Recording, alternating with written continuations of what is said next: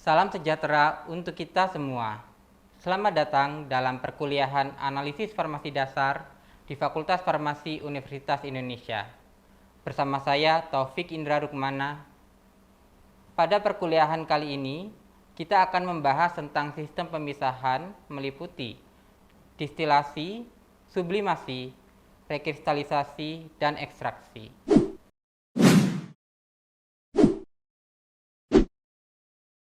Distilasi atau penyulingan adalah suatu metode pemisahan bahan kimia berdasarkan perbedaan kecepatan atau kemudahan menguap atau volatilitas bahan atau perbedaan titik didihnya. Campuran zat dididihkan sehingga menguap, dan uap ini kemudian didinginkan kembali ke dalam bentuk cairan. Zat yang memiliki titik didih lebih rendah akan menguap lebih dulu. Jenis-jenis distilasi. Distilasi sederhana, distilasi fraksionisasi, distilasi uap, distilasi vakum, dan distilasi lainnya.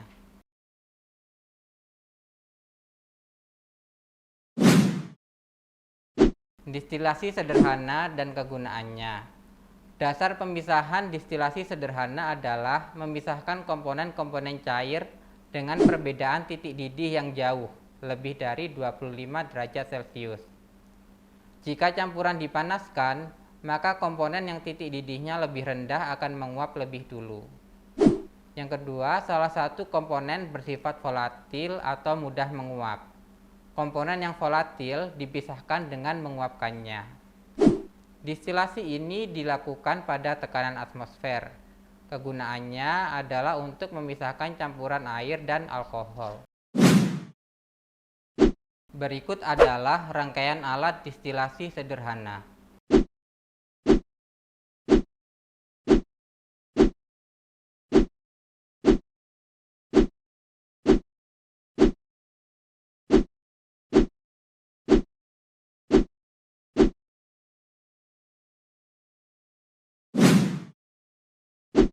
Prosedur distilasi sederhana. Yang pertama, campuran cair yang akan didistilasi dimasukkan pada labu distilasi.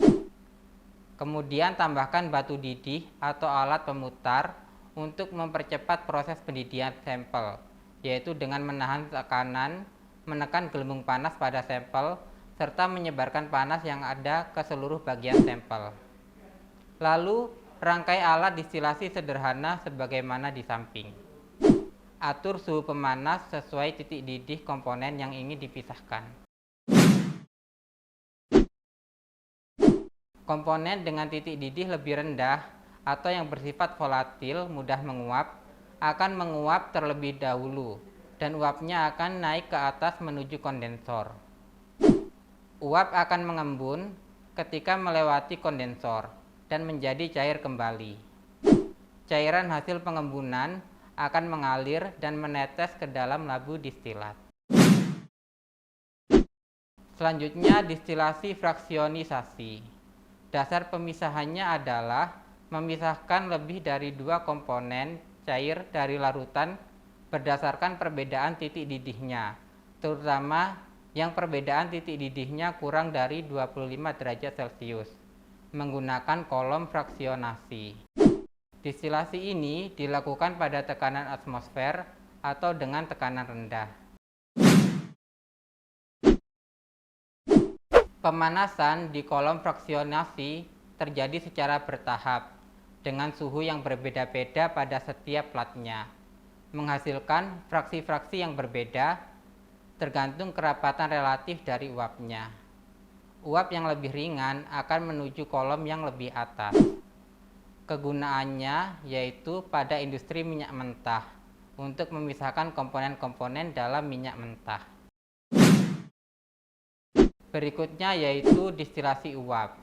Dasar pemisahannya adalah memisahkan komponen campuran dengan volatilitas yang berbeda dengan dipanaskan menggunakan uap air yang dialirkan ke dalam campuran dan dapat ditambah pemanasan jika perlu.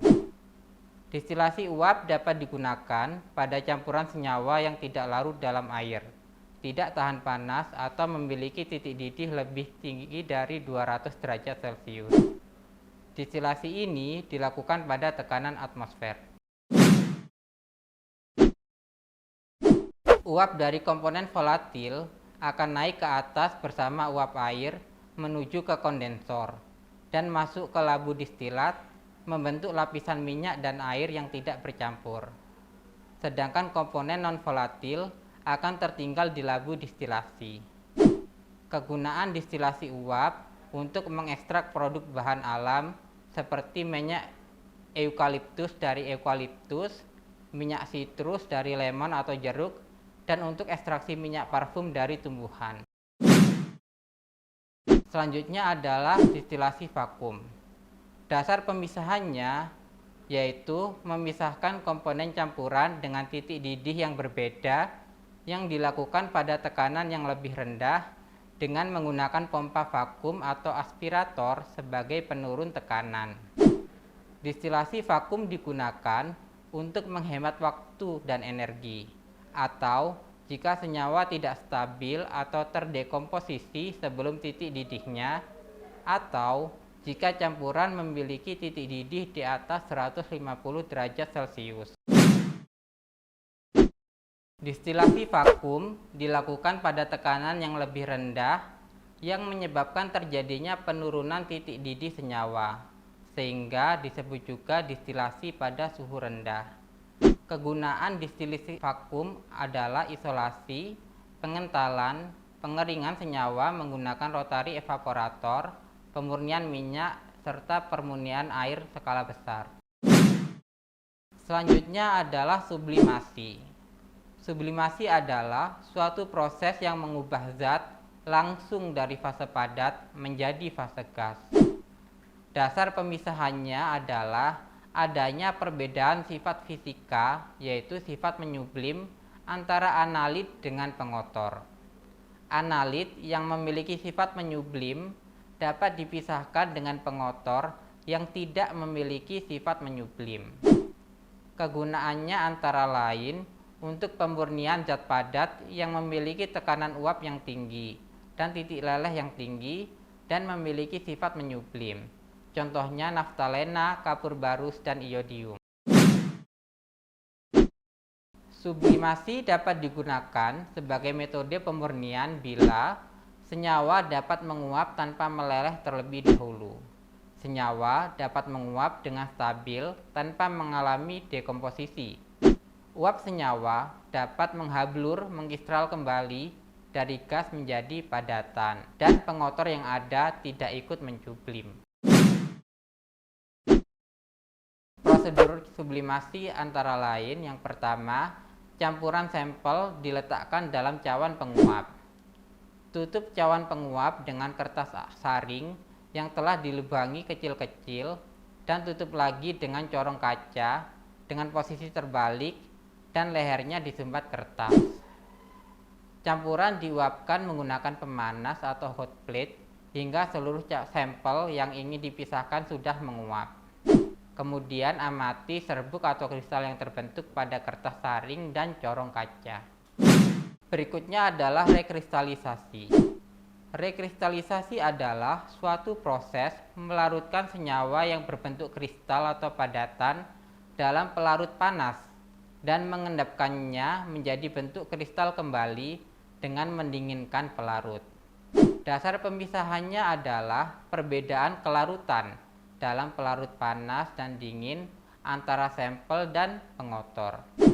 Kegunaan rekristalisasi untuk pemurnian senyawa organik dalam bentuk padatan, pemurnian garam, dan lain-lain. Keberhasilan rekristalisasi ditentukan oleh peningkatan kelarutan kristal pada pelarut panas dan penurunan kelarutan ketika pelarut dingin, sehingga dapat kembali membentuk kristal. Konsentrasi pengotor biasanya lebih rendah dari konsentrasi senyawa yang dimurnikan atau sampel, sehingga ketika campuran didinginkan, pengotor cenderung tetap berada di dalam larutan, sedangkan sampel akan membentuk kristal kembali. Jika pengotor tidak larut, maka larutan dapat disaring untuk memisahkan pengotor. Kemudian larutan didinginkan sampai sampel membentuk kristal kembali. atau bisa juga pelarut diuapkan seluruhnya jika sampel sulit mengendap lagi. Prosedur rekristalisasi. Yang pertama, masukkan sampel ke dalam gelas ukur. Kemudian masukkan pelarut secukupnya ke dalam gelas ukur. Panaskan pelarut di atas pemanas atau hot plate sampai semua sampel terlarut. Biarkan larutan sampai dingin. Sampel yang dimurnikan akan membentuk kristal kembali, sedangkan pengotor akan tetap terlarut.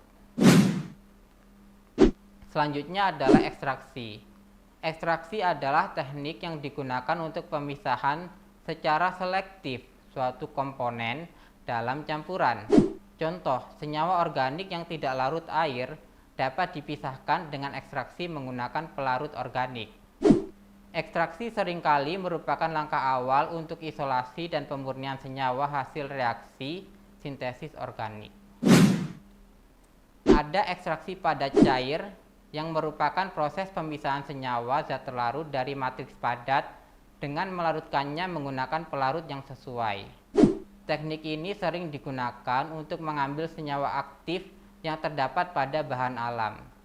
Senyawa tersebut akan terlarut pada pelarut yang kepolarannya sesuai. Contoh ekstraksi padat cair adalah maserasi, perkolasi, dan ekstraksi menggunakan cairan superkritik.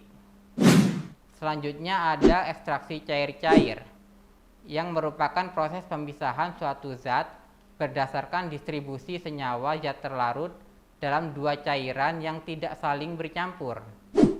Pelarut yang biasa digunakan adalah air dan pelarut organik lain dengan kepolaran yang lebih rendah, seperti dietil ether, etil asetat, heksan, dan diklorometan. Pemisahan selektif senyawa dari pelarut pertama ke pelarut kedua selama ekstraksi atau pengocokan memanfaatkan perbedaan kelarutan senyawa di dalam kedua pelarut tersebut. Senyawa polar akan larut dalam air atau pelarut polar lainnya, sedangkan senyawa nonpolar akan larut dalam pelarut organik yang lebih nonpolar.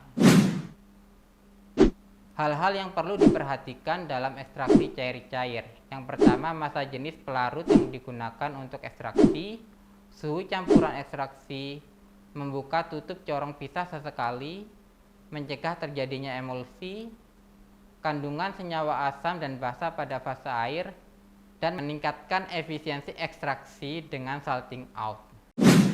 Berikut daftar referensi yang bisa dibaca kembali. Demikianlah perkuliahan kali ini. Kita telah mempelajari materi sistem pemisahan meliputi distilasi, sublimasi, rekristalisasi, dan ekstraksi. Terima kasih atas perhatian selama mengikuti perkuliahan sesi ini. Sampai bertemu lagi di sesi berikutnya. Salam sejahtera untuk kita semua.